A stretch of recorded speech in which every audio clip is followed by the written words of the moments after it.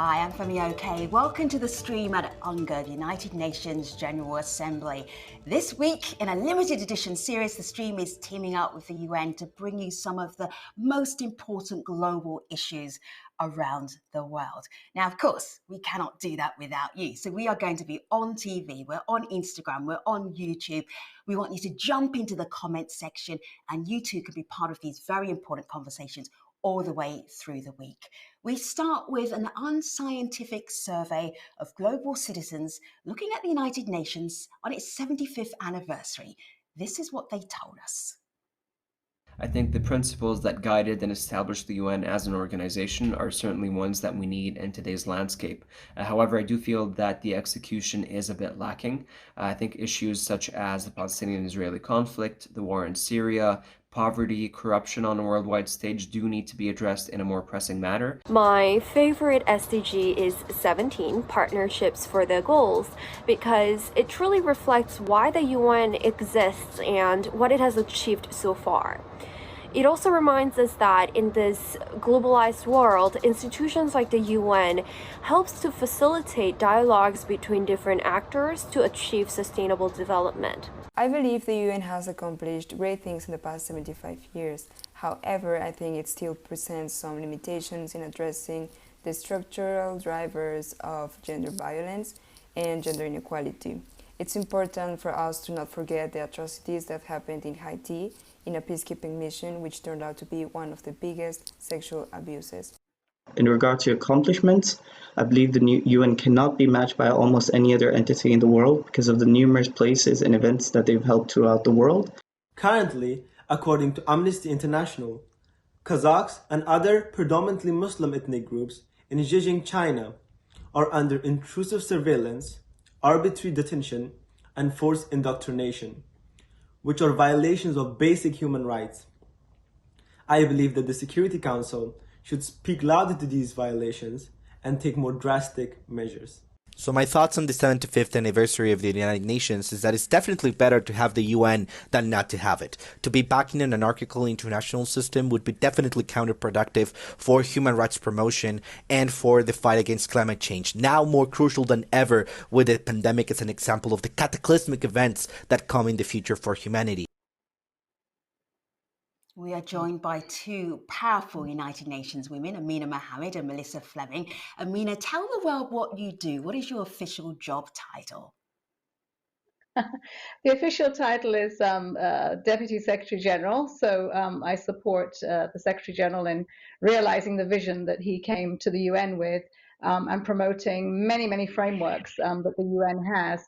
And today, most especially the SDGs, our Agenda 2030.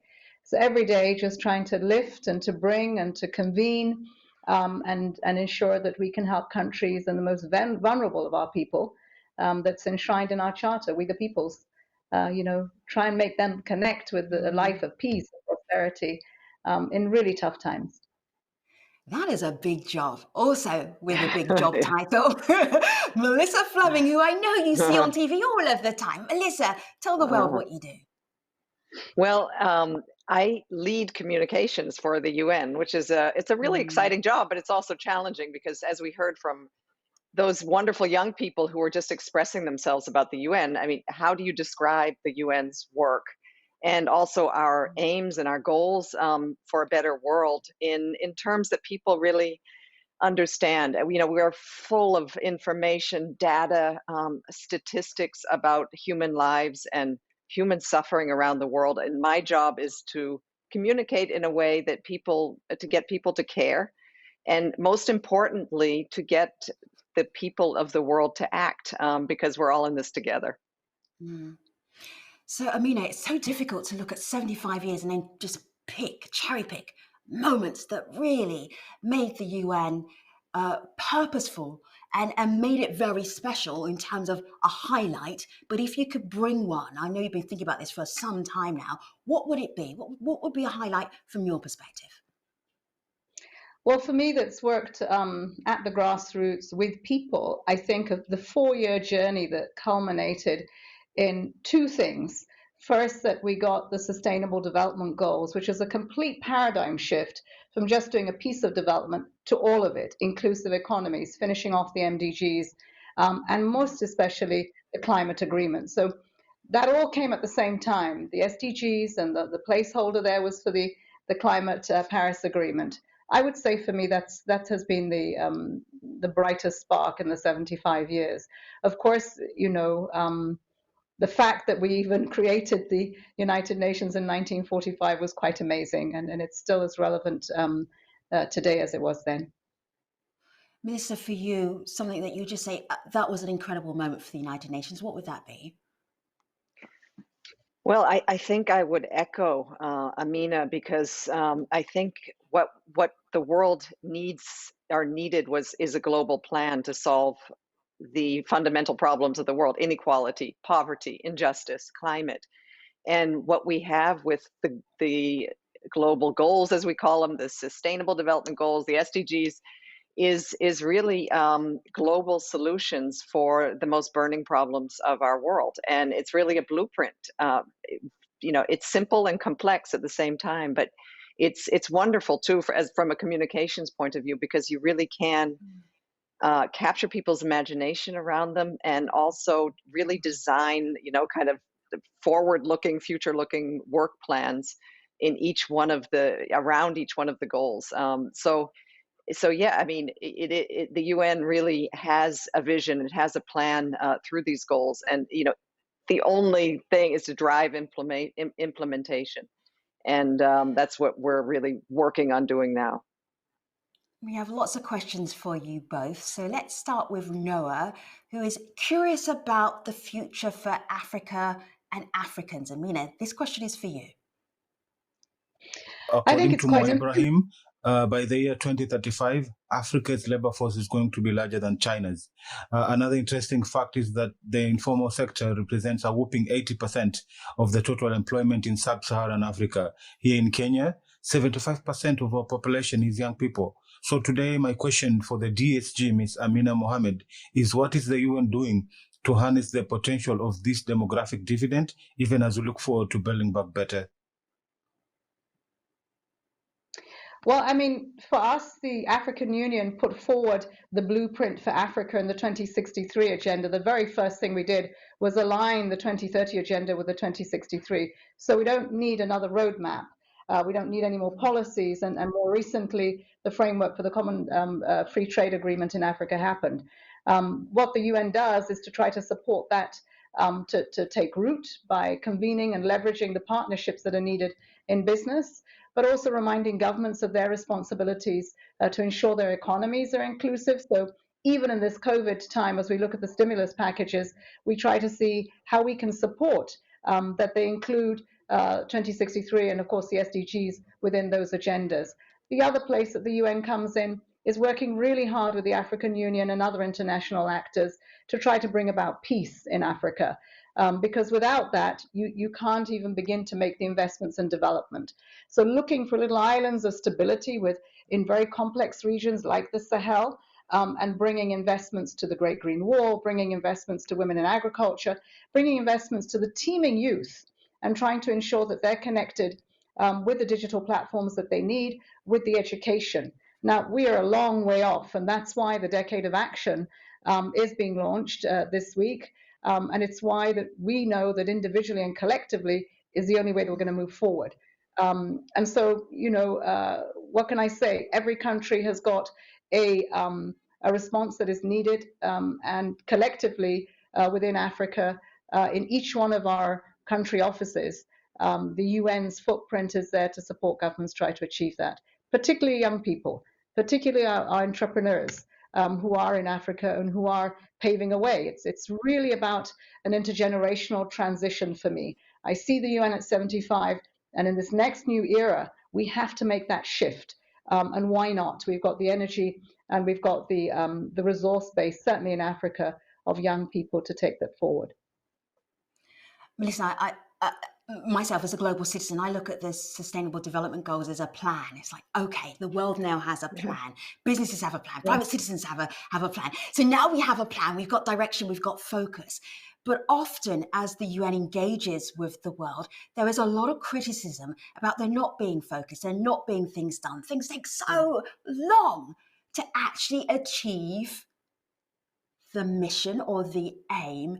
So if you were sort of standing back and looking critically at the UN, where are the areas where you, over the last 75 years, where you would just say that was not the UN at its best? You know, that's a real that's a really challenging and tough question because you know, I'm a big defender of the UN, and I think it gets very confusing for people because the UN is only as good as its member states allow it to be. You know, and we're the convening power. We stand for good. We stand for values. We stand for you know, improving the world, and we provide the mechanisms to do so. That kind of space needs to be filled with political will. It needs to be spaced with funding. And if it is, it's amazing how much we can transform and how much we can achieve. And so I think where we failed for, you know, to achieve peace or to make progress in some of the SDGs as we would have liked to and hoped to and planned to, I'm afraid I have to point the finger elsewhere, and just say, you know, the political will wasn't there. And you know, I think that's one of the areas that we really, it's part of our responsibility too, is to motivate and to drive and to you know, to bring governments to the table and to get them to understand that it is in their own interest to work with us. I think Amina is nodding and might want to react to that. Yeah, I mean, I want to jump in because Femi, what we are in is in a place where so many things that are not right. And that's always been like that through the course of the 75 years of the United Nations. And then there are all these aspirations that start from our charter. And there's sometimes a huge gap and sometimes a narrowing of it, and it comes back again. And our job really each day is to give hope and work at trying to close that gap between what is, and it's pretty miserable sometimes, what it needs to be. Now, having said that, I would say that it's not so much about the failings, and I would agree with Melissa that, you know, the UN is its member states. I would say that, you know, not being able to have addressed the conflicts, to really have the brunt of which is on women's shoulders, children, and I think that, you know, we could have done so much more as an international community to bring an end to the conflicts. And even if they had to happen, did they have to last this long? What could we have done more? And I think that's what we have to search, is that are there different ways? And I do think there are. I think women in mediation need to be in the table. We speak to the Afghan talks right now, and I think it's amazing that they are happening. But I want to ask how many women are at the table? Because in the end, if we're not bringing equality into everything that we do, we're not getting the best of what we have, and we're not getting to the end of where we need to get to. So I think that the UN's learning that some of its inadequacies and its failings are because as a world, as member states, as communities, we're not as equal as we should be, and we don't have the best at the table. We're still lopsided. We need more women at the table, and I think that we would then be able to address many of these gaps that people perceive we have. Ladies, you're both working on COVID-19 from different angles, different perspectives in the global pandemic we're in right now. Some of the conversation on YouTube is reflecting that. So Lloyd Matt, thanks Lloyd for being on today's show, says, how do you reconcile the discontent that some states have for multilateralism? COVID-19 has been a clear example of states taking individual responses. Melissa, you go first, and Mina, you go second for that question. Oh, this is something that keeps us awake at night. You know, it's just so obvious that the only way we can get out of this pandemic, that, you know, this is a virus that knows no borders. That's just clear. It did make sense, and it still does to a certain extent, to close borders, close cities, close apartment doors to contain the virus. But at the same time, we need global cooperation to overcome it. And so that's what we're fighting for, especially now as we move towards, the future and looking at, one of those, real solutions, and that is to get a COVID-19 vaccine. It will not work, this vaccine, if we have vaccine nationalism. If richer countries decide they can, this vaccine, if they get it first, it's only going to be for their citizens. So we have a global solution. We have a facility called the COVAX facility that has members, hundreds of countries around the world, institutions, scientists, civil society who are coming together to build a vaccine, and that includes also any future treatment and better diagnostics that will be safe, reliable, and most importantly, accessible, available, affordable for all. This is our big push in the coming time. Hmm. There's a film that's just come out, and it's really, really important. It's something that you wanted to bring to the table, Amina, and it's called Nations United. It kind of brings together all of the big challenges that the UN has right now. I'm going to share this with our audience so they can see a little bit of where you're looking and where your focus is for the next, 10 years, the decade of action. Let's take a look. This is a very important story. The important story. Pictures and stories. Today, we feel the weight of history on our shoulders. The way we have been moving leads nowhere. We need to change course. Since the United Nations was founded, the human race has never had to face a set of challenges like we do right now. But together, we can overcome them. One of the ways that we can do that, or the United Nations can do that, we as the world can do that, is by looking at young people. Ramiz Bhatia has a question for you, Amina. Have a listen.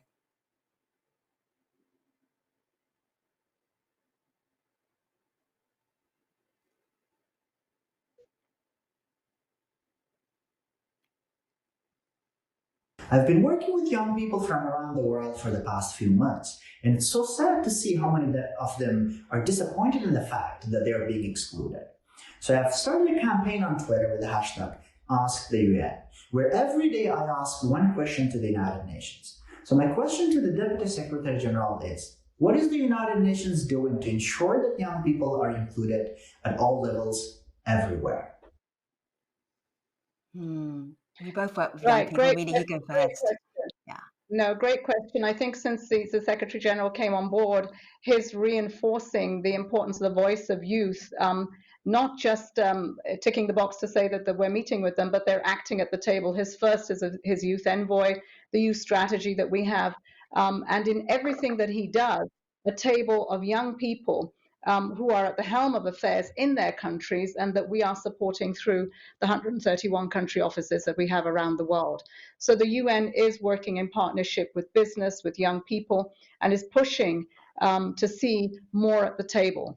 More at the table, more in the field, more doing the things that we need to be doing on climate, on business and social entrepreneurship, on women's issues, lifting on many of the issues that we talk about on technology, young people who are teaching other girls and looking for 1 million, more to code. So I think, there's a lot that's been done. Is it enough? No. What we really need is urgency and scale. And so we need to connect better the constituencies that we have and create this huge movement, which is one of the reasons why we were trying to do the Nations United. When people say, well, what is that acronym, SDGs? We can say, well, the SDGs are the global goals to try to address the huge challenges that people and planet, have today. What does that mean in every country? Our footprint in every country tries to convene and to move that forward. Communicate it, convene, open the spaces, partner. As someone said, their favorite goal was goal 17. And those genuine partnerships are even more important today. Melissa, one of the reasons why we know you so well internationally and on TV is because of your work with the UNHCR. There's a question here from Marissa, who is concerned about the refugee crisis and where we still are now after when the refugee crisis first came to light in 2015, when we were all covering it as a major headline. Here's Marissa's question for you, Melissa. So since 2016, over 12,000 people have died while trying to come to Europe. That makes us the deadliest refugee route in the world, and these 12,000 people are only the people we know about. I know the UNHCR is in the area and trying to help the people, but frankly, I don't think it's enough. So my question is, what are the concrete strategies to help these people, and when will you start putting pressure on the European Union to finally find an acceptable solution to this and put an end to this mass dying right at our borders? Thank you, Marisa, for this question and your concern. And I am always so touched at the people coming out and expressing themselves every time one child, one woman, one man dies on the Mediterranean Sea.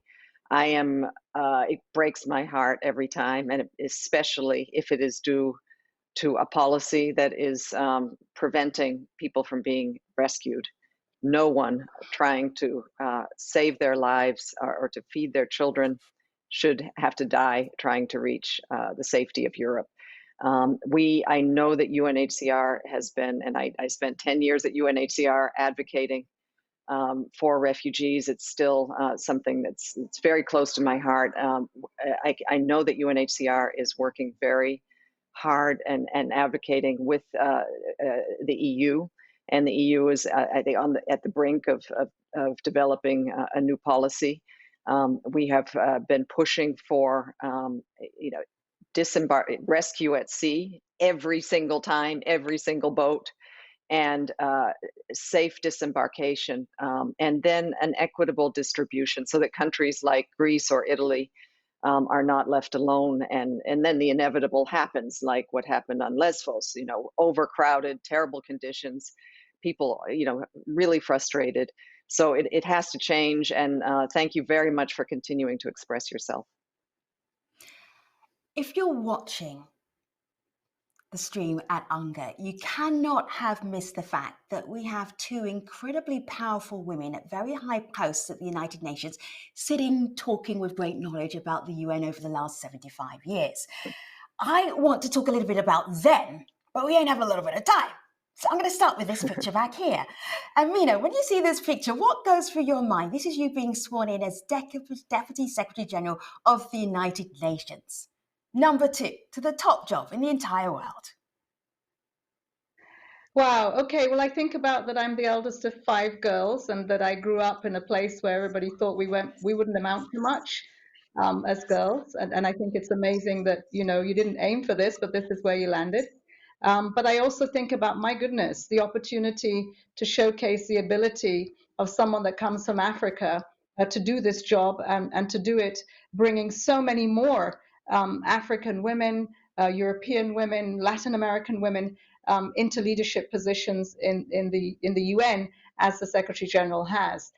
We have equity, and so it's amazing. I mean, it's just really standing on the shoulders of women and being in a humble position to do so much more. It's amazing. I mean, it is a job that every day you sort of are in awe of where you're sitting, and you're also aware of the responsibility to try the best that you can.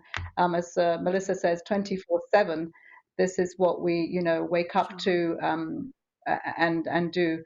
Yeah, it was amazing. I mean, I have to just say, first of 5 girls, and I don't know, I was born a breech birth. I landed on my feet. I've been going ever since.